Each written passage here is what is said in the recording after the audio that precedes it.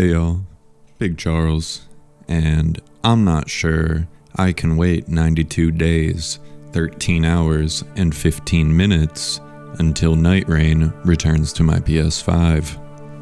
I know I'm a little late to the party with the Nightreign videos, but today I am here to tell you about my experience with Nightreign in the network test.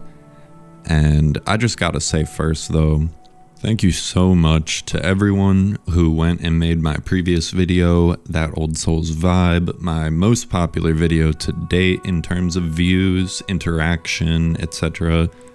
You guys rule, and it seriously means the world to see everyone engaging with and enjoying the content. I'm getting really close to 100 subs, so if you're enjoying this stuff I make and maybe you're not subbed yet or it's your first time here, please consider helping me keep that ball rolling. Also, just want to comment, none of the footage of Nightreign used today is my own. I was not allowed to record, and I'm a broke boy with no capture card, so just is what it is. This is going to be more of like an audio centric video, a little podcast style. I will be including some visuals from other sources when it's like relevant, but you definitely can just pop in some headphones and listen to my thoughts here and you won't be missing much. Anyway, yeah, I was fortunate enough to get access to the Nightreign Network test, and I played it for about 10 of the 15 available hours. That number would be closer to 13, but the first morning was just completely scuffed, and from what I can tell, pretty much nobody was able to actually get into a match other than like the 4 people who have Xboxes. And yeah, I'm choosing not to count the 3 hours that session, which I just spent in the training grounds, like checking out the characters and stuff. And yeah, first impressions, I'll say this up front, I had a blast, and from what I've seen, I think the game rules, and I think this is largely because I'm deeply biased towards games of the genres that Nightreign most heavily draws its inspirations from. Y'all may not know this about me, but outside of From Software games, some of my most played genres are roguelikes and lights, battle royales, and various extraction games, shooters and otherwise. You know, Hunt Showdown, Dark and Darker, Escape from Tarkov, etc. And yeah, Nightreign's macro design is unapologetically reminiscent of games such as Risk of Rain 2, Hades, and to a lesser yet still significant extent, Apex Legends. And these are all games that I've sunk noteworthy amounts of generally enjoyable hours into for various reasons. And yeah, I'm basically right at the center of the target audience Venn diagram for a game like this. And I just want you to know I will not be shying away from that bias as I share my thoughts, though I will still try to offer some insightful critique of the game where I think it's warranted. I've seen a lot of opinions online from, shall I say, the opposite camp, i.e. people that this game is just literally not made for. And while that's totally cool and you're right to not want a game like this, I just wanted to say up front that there are a lot of people that really do want games like this. And, you know, quote unquote, I don't like this genre, I don't like games like this, is really not a meaningful or useful critique of a product. Maybe I'll say more on this later if I feel like it. But for now, let's talk about the damn game already. It seems like everyone and their grandmother has a YouTube video where they explain what Nightreign is, so I'm gonna try and keep the mechanical explanations as brief and minimal as possible, while still sharing my thoughts and opinions on how different mechanics actually play out. So yeah, hear me, and hear me clearly right now, y'all. Nightreign is a roguelite with hyper-stylized Souls-like combat and interwoven battle royale mechanics. You choose a map, each with its own Night Lord or final boss, group up with 2 buddies or randos via matchmaking, and hop into the session. Though decidedly not very From Software-like of them, I absolutely appreciate how simple and streamlined this process is, with all of the focus placed on what goes on in session, no shenanigans or needless obfuscation of the online elements. These obstacles and oddities are things I love about Souls, but would not want to see in a party-based session roguelite. I think this simplicity is a big W here. So you drop into the map off the Battle Bird, and you have a fairly short day cycle to loot up better gear with passives, gain levels, boons, buffs, etc., before the map starts to close in Battle Royale style, culminating ultimately in facing the Night 1 boss. If you're wondering, there are 2 periods of zone closing per day. One that commences as midday, turns to late afternoon, that just shrinks the map by roughly a third to a half, and then the final closing that leads you to a relatively small circle where you fight the boss. Assuming you survive Night 1, you go into Day 2, where you further explore the map for loot, levels, etc., and then fight another night boss. Assuming you survive that, and some of these Night 2 bosses were no joke, you then take a brief respite in a kind of limbo area with a merchant, smithing table, and Site of Grace for any last minute build enhancements before you enter the lair of the chosen map's Night Lord. From here you either kill the Night Lord and the run is a success, or you squad wipe and go back to the lobby. That is the gameplay loop at its most zoomed out. If any of that went by too quickly or wasn't clear, like I said, there's a lot of other videos covering how the game works in some more serious detail. God bless and Godspeed to those creators, but I am not going to be one of them today. Ultimately, I really enjoyed this session structure. They felt long enough to be fulfilling with rewarding, on-the-fly build crafting, featuring unique passives on almost every piece of gear, as well as some really powerful and interesting boons and buffs received from beating bosses around the map. The map is also just rife with fairly engaging enemy encounters and lightning-fast traversal options, assuming you're moving efficiently. And the pacing felt pretty on point. I never felt demoralized, like I'd wasted a terribly significant amount of time when I lost a run, even at the very end. While on successful runs, I consistently felt surprised that 40 to 50 minutes had passed. I was having fun, and the time was flying. So Nightreign uses a preset hero or class format for its player characters called Nightfarers.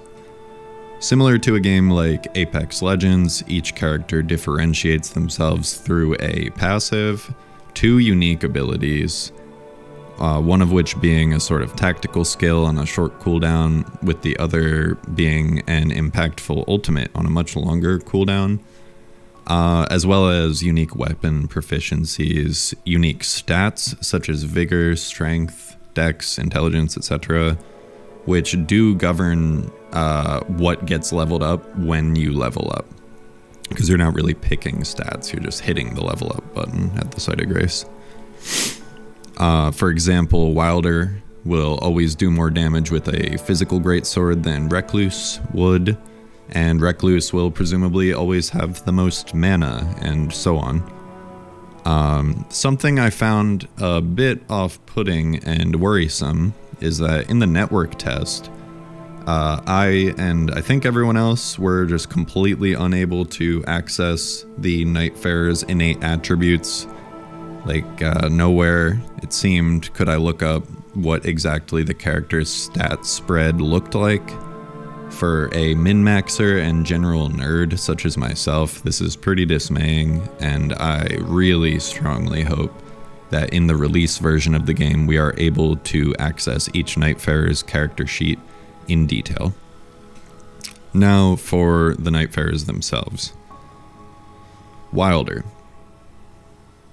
Wylder is sort of the John Nightreign poster boy, type of character, and yeah, he's appropriately simplistic and badass. His weapon of choice, i.e. the weapon class that he receives a unique reworked moveset for, is the Greatsword class. His passive is basically just second chance from Demon Souls with a little extra flavor. Basically, he gets to cheat lethal damage once with a nifty auto dodge mechanic attached. This may happen once per run or once per day. I'm not too sure. I didn't spend a ton of time on him. This is fine and dandy and rather handy for the kind of starter character that a lot of people will be learning the game on. His tactical, as I'll be referring to the basic abilities because Apex has burnt several lifeline-shaped holes into my brain, is a slick and responsive hookshot grappling hook skill.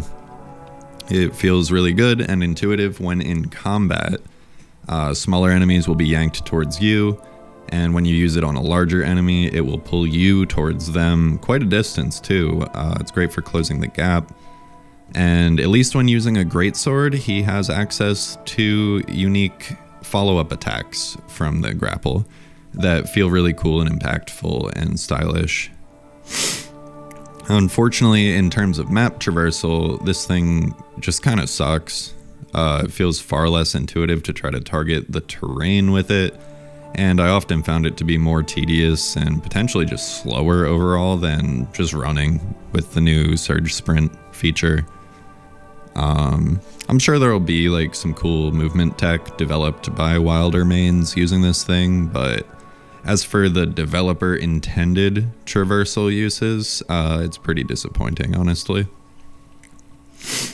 Wylder's ultimate is a massive stake driver pile bunker type attack that can be charged up for massive burst damage and seemingly infinite poise damage. This thing fucks. I'm admittedly a massive sucker for chunky, hard-hitting attacks with comically overstated windups, and this ability just really delivers on that. It is ostensibly a single target sort of attack, but the fully charged version does have a healthy splash damage portion to it that does a decent job of AoEing crowds. There is one really awkward thing about this ability's design that kind of extends to all of the ultimates, but is really exacerbated here by the charge function.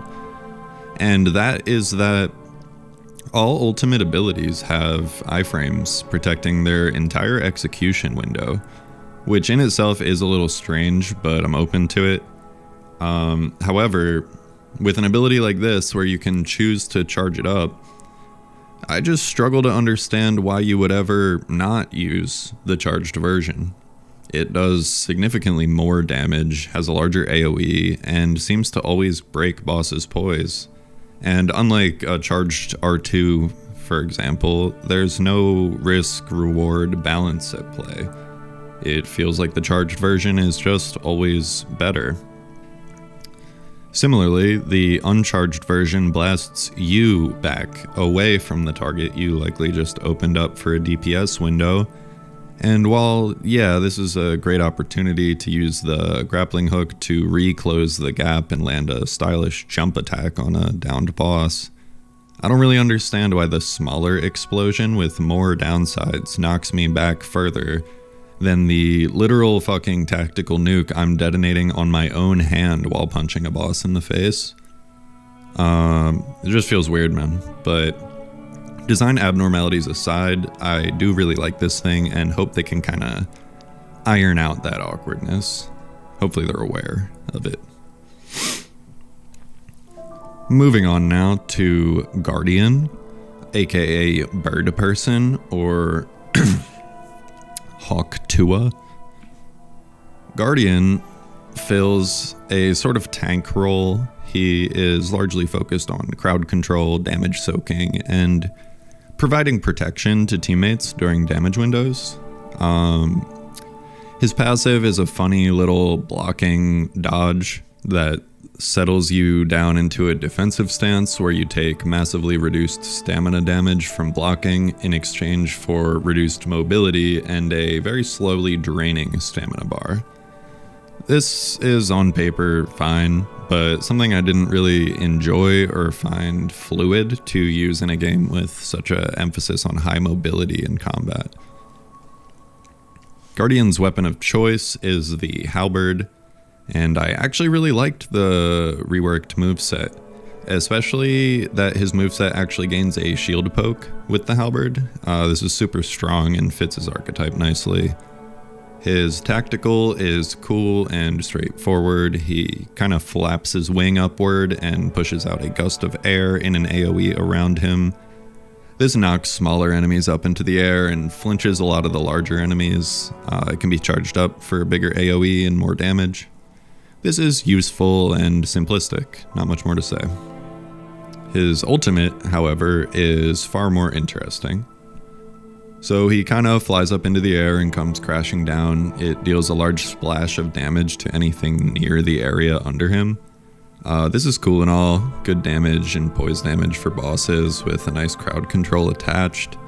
But what I really enjoyed about this ultimate is that after landing, you can hold the input to stay in a sort of prayer stance or defensive stance, where the area of damage you just dealt becomes kind of an enhanced holy ground, where your teammates have status effects cleansed, they take extremely reduced or maybe just zero damage when they're near you, and this opens up insanely large damage openings where they can just swing on the boss with reckless abandon, and it feels really satisfying when used in the right situation.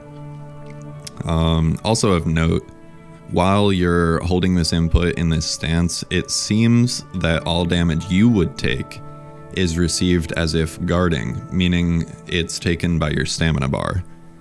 And once you're out of stamina, or a set amount of time has passed, you'll stand up and the ground effect will end. I think this is a fairly graceful and intuitive way to balance this out, and I think the Guardian, despite being a character I was sleeping on, is going to be super fun to play with a coordinated team. Next we have Duchess. Man, I loved playing Duchess. She fills a really unique feeling role somewhere between a classic rogue and a support archetype, and she is perfect for players such as myself, who are hyper-fixated on maximizing DPS windows as well as paying attention to their teammates and offering strong utility to get them out of jams as well as enhancing their play when they're succeeding. She really suits competent, self-sufficient players with an IGL or in-game leader sort of personality. Moving on to her details, her passive is just an insanely good quick-step dodge in place of rolling. Picture the Bloodborne dodge, but even better. It has the ability to chain into a second longer range dodge with a neat little somersault. Seems to have a lot of iframes, maybe too much, but whatever. Her back steps have iframes, and she kind of looks like she's Muhammad Ali floating like a butterfly, just bobbing and weaving. It's sick. Maybe a little too strong, but extremely fun to zip around the battlefield as Duchess, and it is somewhat balanced out by her relatively squishy HP pool. This becomes less of a factor the more you learn to play to her strengths, though. Her weapon proficiency is with daggers, and I must say, daggers on Duchess feel smoother and more fast and fluid than they ever have in a Souls-like. I really like this moveset, and it actually makes me enjoy using a dagger, which is not a common thing for me in these games. Unlike the prior two Nightfarers, Duchess's tactical ability is really the star of the show and her more identity-defining skill. It's called Restage, and as I understand it, it essentially lets you replay any damaging actions dealt to all enemies in the surrounding area over the past 2 seconds. This includes actions performed by teammates. And yes, this is as strong as it sounds. It's incredibly snappy to use. It doesn't really have an attached animation, so it can essentially be activated in the midst of performing or recovering from any other action. So the utility and DPS potential really feels sky high with this. In my opinion, it is fundamentally the strongest ability we've seen yet in Nightreign, and I'm not sure how this could even really be balanced or nerfed without just completely changing the concept. But it's absolutely rewarding to the highest degree for players who are capable of maintaining good awareness of everything going on, because the skirmishes get pretty hectic, the boss encounters have ads. So I don't necessarily think it needs a nerf. We'll see. We'll see how it plays out. But I definitely think this is a meta thing to have access to on your team. And her ultimate is just the ability to grant partial invisibility to herself and any nearby allies for a fair amount of time, maybe like 20 seconds. This is super useful when running through camps to get to or from a boss, running through groups of enemies as the storm closes in around you, and most notably during boss fights when you need to get a bunch of damage in without worrying about getting hit yourself, or if you need to get a clutch revive off to save the run. It doesn't do anything you wouldn't expect, but again, this is just a fundamentally very strong idea, and it working as expected means it is very, very good utility to have access to. So now, last but certainly not least, Recluse. And I just want to say they did not need to make her so damn bad, but they did, so this is the world we live in.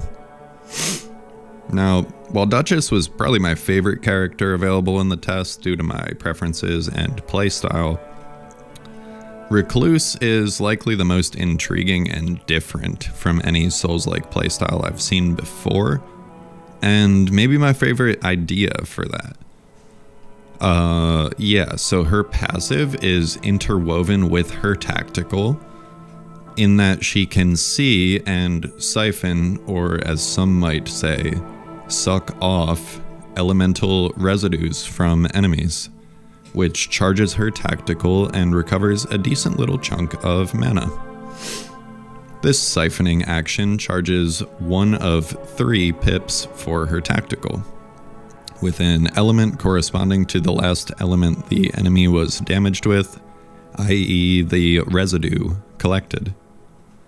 Once you have all 3 pips full, you can cast her tactical as a spell called Magic Cocktail, I think. This tactical skill will vary greatly, depending on which combination of elements you've siphoned into the pips. Everything from more typical damaging, homing magic masses to a wide conical flamethrower, to a lightning-infused bloodhound step in place of your dash, or even a healing aura. These abilities seem to get pretty wacky, cool, and varied, and they add a whole extra layer of complexity and wild magic flavor to this character. And I just really love how fresh and innovative this system is, and I hope to see these ideas expanded upon by FromSoft in the future.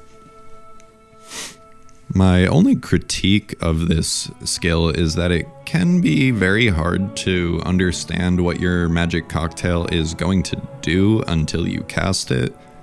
The little icon that appears when you fully charge it is not very descriptive, and the combination of elements, you kind of just have to memorize what does what.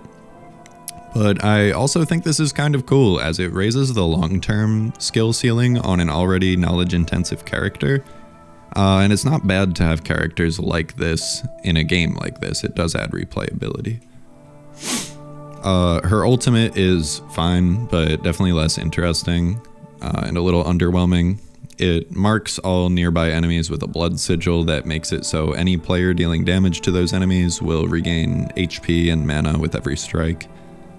In theory, this is great for support and sustain, but the ability seems to end so quickly that it often doesn't provide a ton of value unless it's used at the truly perfect time. It often feels a little underwhelming due to this duration.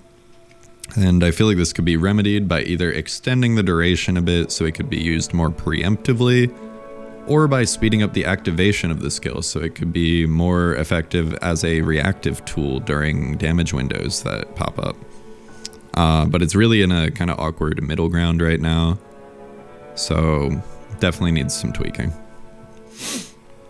And yeah, those were the 4 Nightfarers that we were able to access in the test. There will be 4 more at launch, and likely more added with DLC. But I want to avoid covering anything speculative in this video, so we're just gonna move it right along. A closing thought on the heroes, though. I think they're well defined. They're clearly fulfilling different roles in the team and varied power fantasies for different players. Though I do wish there were more clear indications of the character's exact strengths and weaknesses, such as the character sheet I was talking about. That being said, the fact that players were more than able to intuit what they should be doing on a given character, even with the lack of direct and transparent information, does seem to suggest that the design of the characters is clear and defined enough to set them apart and make their design intent actionable. So, that's what Nightreign is. But how well does it execute on these gameplay concepts in an actual session? Unsurprisingly, Nightreign is pretty good at being what it's trying to be. The pacing feels very tight, but never too fast to keep up. The combat is largely just more Elden Ring with some extra special sauce, and the bosses and points of interest feel fairly well balanced around there being 3 players, which is a first in a From Software game. The on-the-fly build crafting is only somewhat demanding of thought from the player, and most setups you'll throw together will be plenty fine if your gameplay fundamentals and understanding of your Nightfarer are up to snuff. But the opportunity for extreme optimization and mechanically broken god runs is absolutely present for the more macro-inclined player, and in my opinion this is good. The focus here is as much on the randomized elements and your macro awareness as it is your fundamental skills as a player, and I really enjoy when a roguelite occasionally tosses you a piece of gear or a passive boon that is just destined to define that run, so long as it's handled with appropriate rarity. I found the experience memorable and wholly unique to the genre of both roguelite and Souls-like. And I'm happy to see that FromSoft is taking a genuine interest in emulating some of the most fun and intriguing elements of their inspirations here. The movement buffs and new methods of traversal feel generally quite responsive and intuitive, other than the occasional jank that will require some adjustment and experience. But even these more awkward occurrences with the movement mechanics are really more on the player to develop a sense of how and when to utilize them, and I don't think that's a bad thing at all. If anything, it's just par for the course in a FromSoft game. And while I do generally feel really great about the experimental Hyper Souls direction and fresh design ideas present in this game, and I'm more than happy with most of the execution on that direction, it wouldn't be a FromSoft game without a couple of baffling oversights. And there were a few things about the network test I found a bit strange and concerning that I'm hoping to see ironed out by the May 30th release date. So I'm just going to take a moment here to offer my concerns to the altar of the internet. Firstly, there's the aforementioned lack of a character sheet for each Nightfarer. This is really a must-have if the concepts of attributes and scaling are going to be what governs character proficiencies. It feels like a no-brainer to include this. They could literally just port the UI over from Elden Ring, just to kind of give us a clearer vision of the design intentions behind each character. Secondly, and far more confusing and worrisome, all of the weapon balance is using Elden Ring 1.0 values. Yeah, all of it. There are so many weapons that are ridiculously busted, and so many weapons that are complete ass in Nightreign for no reason. Like, honestly, playing the network test made me so much more grateful for all of the balance passes they've done on Elden Ring over its patch cycle, because good heavens, the balance of 1.0 was just horrible. Power stancing is absurd. Slow weapons are borderline unplayable outside of doing jump attacks, and shield poke is even more brain dead than it currently is. I don't know, I mean, you get the picture if you were there. I really think they need to update the frame data, damage values, status buildup properties, and resistances of enemies, etc. to reflect the current state of Elden Ring.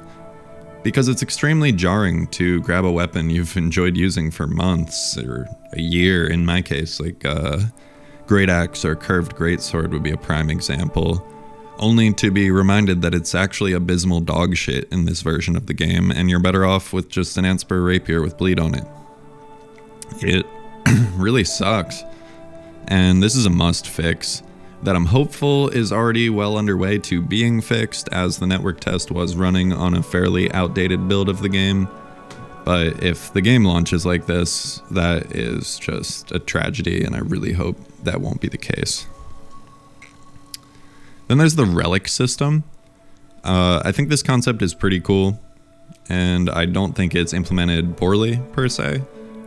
But I do wish it was a bit more robust and diverse to offer a little more convenience and lasting macro progression for players.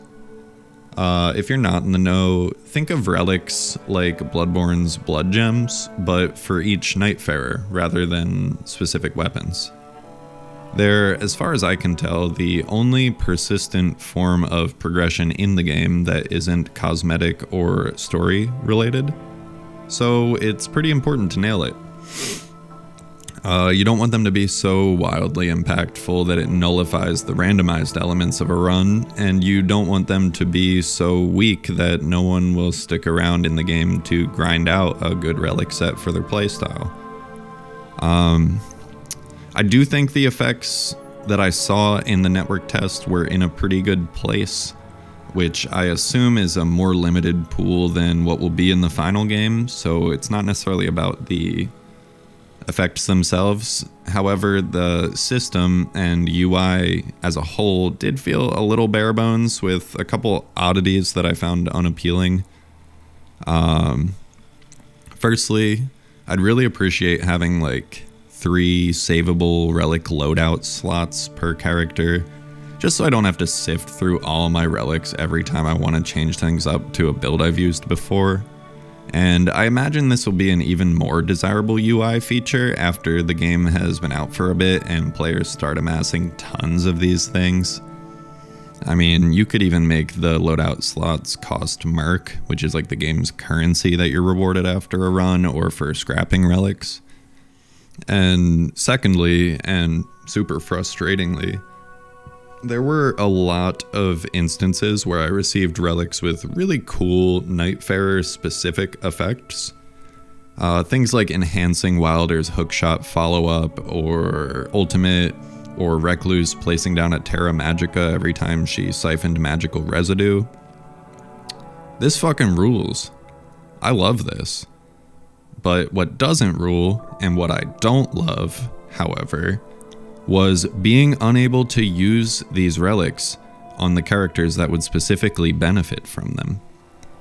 You see, each character has color-coded relic slots, functioning like the shaped gem slots from Bloodborne's weapons, and each relic has a color.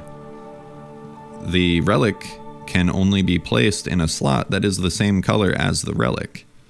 Fine, cool, great. But often, I would get, say, for sake of argument, a red relic with a Wylder specific effect, and Wylder would not have a red slot. I'm hopeful that this is not by design, and I'm hopeful if it is, that this is a network test specific problem, because I've heard whispers without any confirmation that in the release version we'll be able to either re-roll slot colors or relic colors. That would fix it. That's fine. I'm just praying that that's true and grinding out really nice relics is not going to be such a pain. If I wanted to be farming out of shape best in slot blood gems, well, I'd be in the Chalice dungeons doing just that.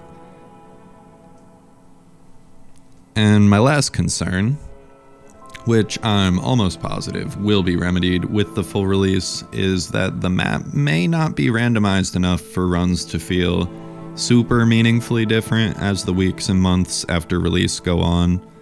A lot of people are saying this concern in very sensationalized and seemingly or even disinformed ways on the internet. And I'm not trying to do that here, so let me just point out, in the network test, we seemed to have 2 different versions of 2 different map seeds available. A map seed is essentially the base format for the procedural generation to populate, if my understanding is correct. Maybe the seed is the way in which it populates the map. I don't really know. But basically, in layman's terms, we got to see 4 different iterations of the Gladius Nightlord map. 2 pairs that felt respectively very similar, but different enough from the other pair, if that makes sense. I do have faith that FromSoft knows that this is not nearly enough to offer meaningful replayability, and they were just keeping things limited in the network test to avoid tipping their hand too much, as well as prioritizing performance and stability. But I must say, each map for each Nightlord really needs at least dozens, if not hundreds, of potential variations on multiple different map foundations to make this game feel like a proper roguelite with proper variation. I don't know if we'll get quite that much love as to see hundreds, but I'm hopeful we'll be seeing at least dozens. That would be satisfactory in my opinion. I think it'd be appropriate now to end off talking a little bit about the Nightlord, the final boss of a run. We had access to exactly 1 in the network test, named Gladius, and it was okay. I was not amazed by the mechanic of this boss, but found it solid enough, and a little bit challenging, though definitely a slight slump in difficulty after a certain Night 2 boss that was in the network test. Yeah, I mean, the boss has a mechanic where it splits into 3 at points throughout the fight, which is cool. It encourages coordination between players. But the AI didn't really seem to work together super well when the boss was in this kind of split state, just functioning as 3 individual entities and not really employing any tactics or doing anything of interest. It was just 3 smaller versions of the boss while it was in this state.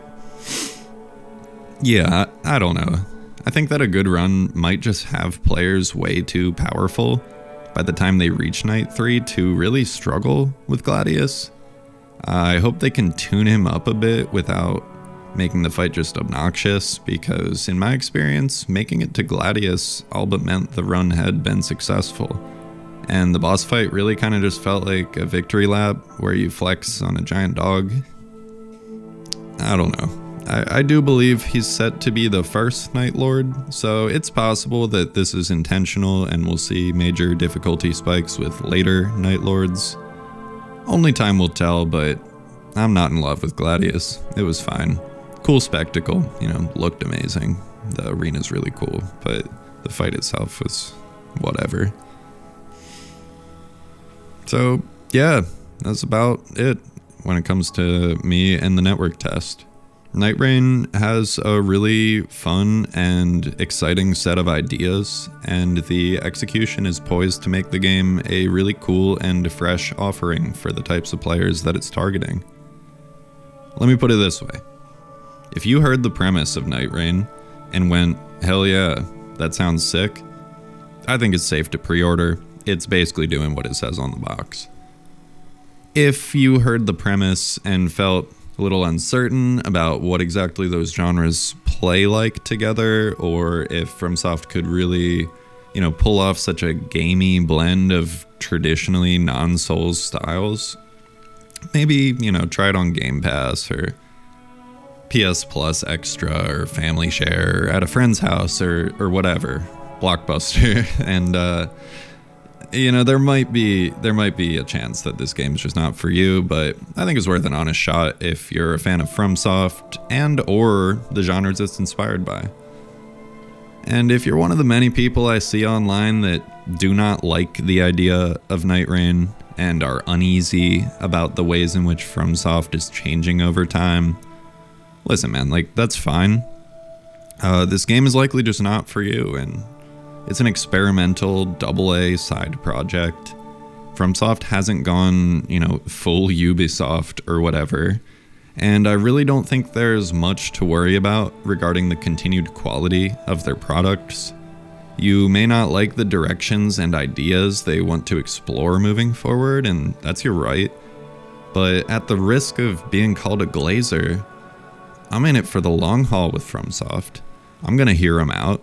I'm gonna trust that as long as they're making what they want to make, there will be heart in their games, and there will be something to enjoy, at least for the open-minded. So please don't get lost in a bubble thinking no one wants this game or FromSoft fell off, etc. You may be growing apart from the artist you once loved, or maybe just that artist is making a side project that isn't really for you. Either way, it's going to be fine, and there are people out there that do indeed want to see FromSoft undertaking experimental projects like this. I think Nightreign is going to be pretty cool, guys.